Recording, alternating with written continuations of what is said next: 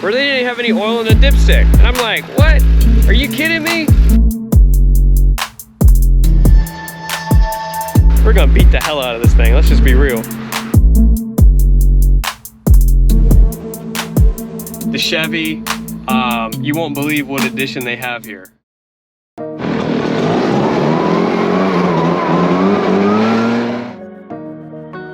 So we are expecting some heavy rain tomorrow, and we have a couple leaf projects that we're trying to get done. This yard, it was actually aerated about 2 months ago, and while I'm blowing these leaves, I could still see the seed sitting there. That's how dry it's been. So while the dry is great for this leaf cleanups, but it's our aeration and seed. If they don't irrigate or put any sprinklers on there, it's pretty rough. So John started here with the windstorm and was getting the main yard, so I started getting around the house, trying to get all these nooks and crannies and the porches and all that good stuff blown off. They have their shoes there, and make sure don't blow their shoes and welcome that off, and then basically play Ring Around the Rosie with this hot tub. It's a pretty nice setup, pretty private, I like it.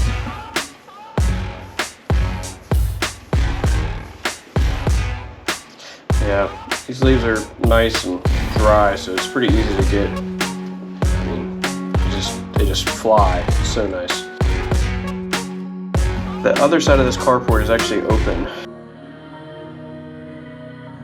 So I was trying to blow everything out the other side under these vehicles and around the vehicles, kind of a pain in the butt. I'm just getting the residual stuff. You just see how much dust is getting kicked up for this whole project. Just the whole theme of this week. We did end up getting a lot of leaves done. And on this side, I'm trying not to blow things too far, otherwise I'll use the windstorm because the neighbor's house is over there. So I'm trying to be respectful of that. And then I make boy up front, get all the front cleaned up. This is just an easy way to add a lot of value in my opinion. Just getting the front blown out of there. Like the whole neighborhood is a mess, except this house now. It's Monday, 9:42. We are about to head to our third leaf cleanup project. Guys are rolling today. It's supposed to be some heavy rain tomorrow, so we're trying to get as much done today as we can because the leaves are really dry and really easy to move. So yeah, let's go ahead and get to the next one. So I want to switch it over to another project that we're breaking ground on. Basically this guy, our client ordered a swim spa and wanted to install a concrete pad. So we're excavating down, I recall it's about a foot deep. We're going to be installing about 4 to 6 inches of some clean stone. And then we're going to be pouring 6 inches of fiberglass reinforced concrete with some, wire mesh in there, just to be able to support all that. Guys having a little fun with the different angles on getting these clips. We end up pouring this next week. Things went pretty smooth. The access was a little tight getting in between those decks and having a lift over.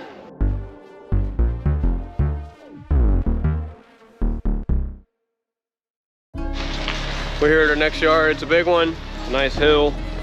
Trying to put them all over there on the other side of the house. We might end up vacuuming some out of here just to make it a little easier for us. But yeah, let's go ahead and get started on this. This is another one of those lawns that we definitely want to get done before it rains. As you can see, things are dry. I mean, it's just so dusty. And we're seeing the same thing again. Just the seed just sitting on the ground.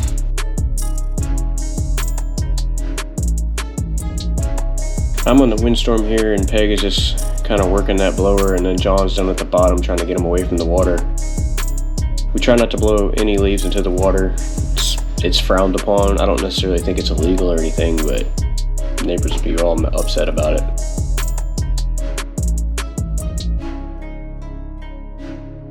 It's really easy blowing them down the hill, but now we're trying to get them back up the hill and get them around the house.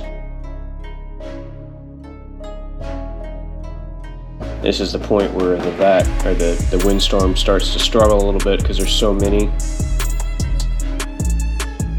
They start to mat up and kind of create this wall. where the windstorm just kind of blows into the wall.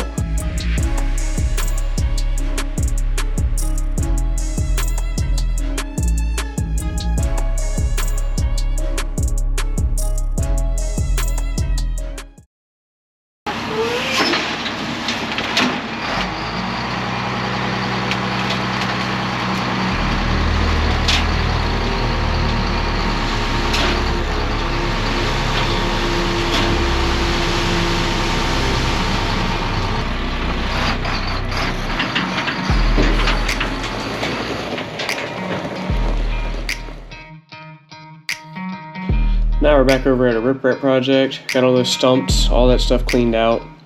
Got topsoil down. It's really fluffy, it's pretty thick. And if we were seeding and strawing this, we would be racing to get it done.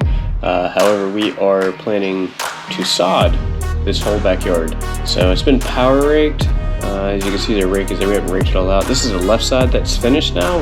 We just put single strand mulch over there. But this entire side over here is going to be sodded.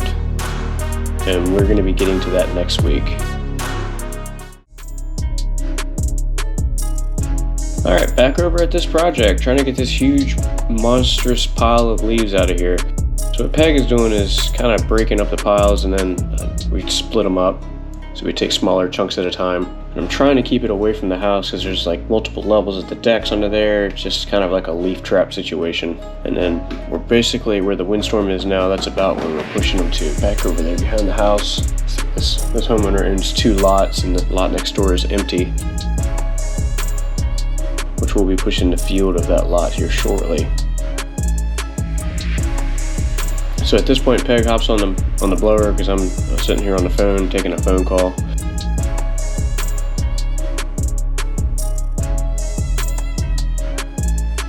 Then I hop on the blower. Me and Peg are pretty much working together.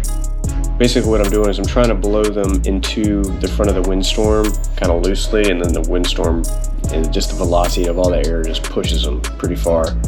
I know there's a few leaves still left over there, but what we do at the very end is we just take another pass with the windstorm and just get those just last few leaves. It's pretty quick. And then we're trying to push them all around the garage, down basically the same area. All the leaves are in that back area.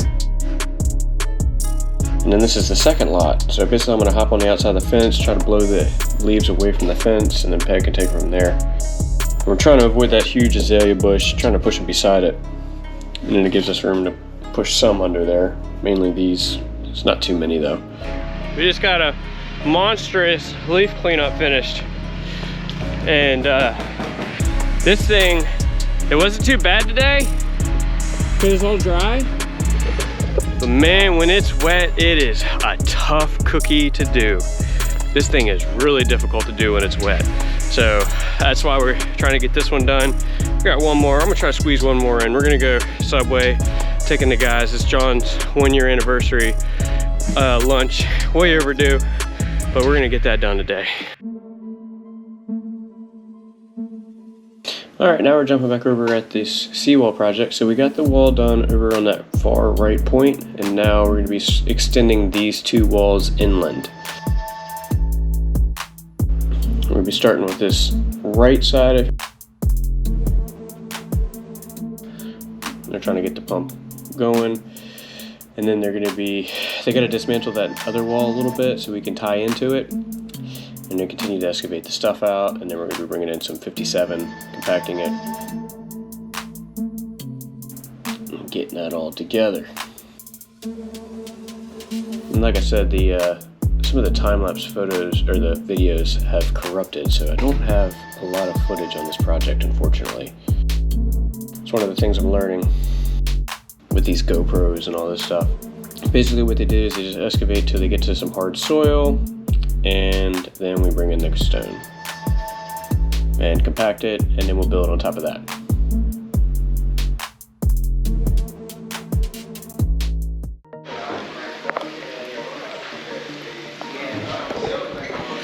It's Tuesday. It is raining. This is the first rain we've had in quite a while, so we really need it. The guys are moving equipment today. We're also changing oil in some of the trucks. getting some stuff, just some maintenance line items. I think they're also doing a veneer training. I'm gonna go see if I can find what's up with that. But yeah, so every day it can be a productive day. Oh yeah, here they are. So basically we just put it on a pallet and they're gonna be veneering to this. So it's a little bit of veneer training. We have a veneer project coming up, so we wanna make sure our guys are ready.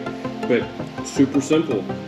They're learning how to put block together, and then they're gonna learn how to put the stuff on the block. So pretty cool. Very affordable too. I mean, we're already here, we're doing other stuff, so we don't really have to sit around and wait for it to dry while we're doing it. So yeah, glad to see that. Got another truck rolling in. It's Wednesday, and it is still nice and wet out here. We are working, we're doing some leaves today. You know, it's a couple small projects and a vacuuming job and stuff like that. It's probably one of the worst leaf days that we're gonna have, hopefully, this season. Maybe there'll be some worse ones. But yeah, so we had most of our guys come in, do some veneer training. Some of them, I believe, are working on site on the seawall. And we're about to have our meeting today. Tomorrow is Thanksgiving, and we are not working Black Friday. So this is gonna be a little bit shorter of a week for us, but we'll give everybody some much needed rest. So yeah, the guys deserve it. So now let's go ahead and get this meeting knocked out, and then I'm gonna probably be working from home for the rest of the day. So like I said, I don't have a ton of footage on this project, but you can see they got this block all set. Looks like they're backfilling right now, filling in the cores. Pretty simple project. Well, I say simple. It's pretty straightforward. Pretty tough project though. These walls are very hard to build. Very labor intensive. Even with the clamp and the machines and all that, it's really hard work.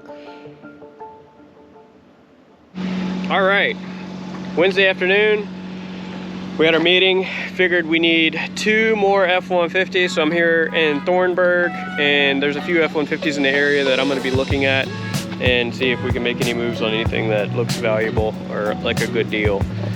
So I am no professional buyer of vehicles, but I can give you a few tips on what to look for. One thing is you just want to listen to the motor. Just open it up, listen to the motor. You also want to kind of see what the air compressor is doing down there and make sure it's engaging and all that stuff. It sounds right. Now, when this truck first started, it was squealing a little bit, and you know, for me, worst case, that could be a new air compressor that's necessary. So, I mean, I'd put that, you know, $1,000. Another thing you want to check for is the tires. These tires look like they got decent tread, but the problem is they're actually dry rotted. So it tells me the truck's probably been sitting for a while. I don't know. It has 185,000 miles, which is, you know, a little higher than I'd like. Underneath, I'm always checking to see if there's any like rust, like heavy rust. This truck is no rust on here. I mean, it's got surface rust, but it's all pretty clean, especially like the front suspension. That's really critical for me. Another simple thing you want to do is just check the oil, see what the oil looks like, see if it's got oil in it. I've been to parking lots before, or sales parking lots, where they didn't have any oil in the dipstick. And I'm like, what? Are you kidding me? The last thing I always check for is look underneath the motor and see if it's dirty or wet, like looking like oil is under there.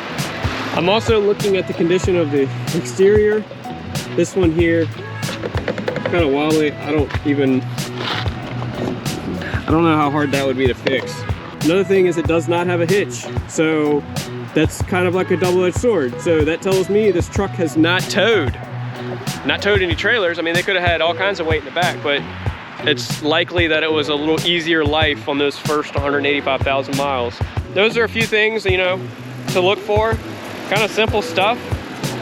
Nothing too crazy. I mean, you can kind of use your common sense, check the oil, just listen how it shifts, make sure it drives smooth. I like to accelerate hard and brake really hard on my test drives just to make sure everything's there. This truck overall looks pretty good. This truck is listed for $7,000. I think their processing fee is like $5,000 or $1,000. But yeah, so I mean, it's about a $7,500 truck is probably what it's gonna end up being. But the exterior is in great shape. Like there's a small dent on the other side. And what we do, I mean, we're landscapers.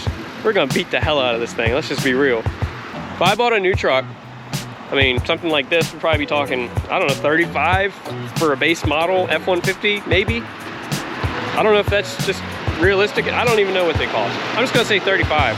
I could buy, what, 5 of these trucks for one of those. Yes, I will have downtime. I will have more downtime. But I got 4 backup trucks, baby. Who cares? Just get another truck. Overall, this truck seems to be decent. The check engine light did come on the way back. I usually have a computer that I bring with me to kind of read the code, give me an idea. Due to the dry rotted tires, I feel like this truck's been sitting for a while. I feel like the check engine light just coming on probably means they just reset it. So, you know, I don't have the most confidence in this truck, so I'm gonna go look around and see what else is available in the area. All right, so I was looking at those 3. So we got 1, 2, 3 trucks right there. 2 of them had pricing on there. They were $9 grand each, basically 184,000 miles. I think they both had that. One's a 2012. The Chevy, you won't believe what edition they have here. I'm gonna post a photo of that. So I thought that was pretty freaking funny. They got the shitbox edition. So, and this is at the dealer. The dealer probably thinks they got some special edition out here. Like they just not even paying attention. I just thought that was great. So that's how I'm gonna finish off my my week. Get some turkey tomorrow. Probably do some editing over the next couple of days, some planning and all that good stuff. I'll be working mainly office stuff. But yeah, appreciate you watching. I'll see you next week.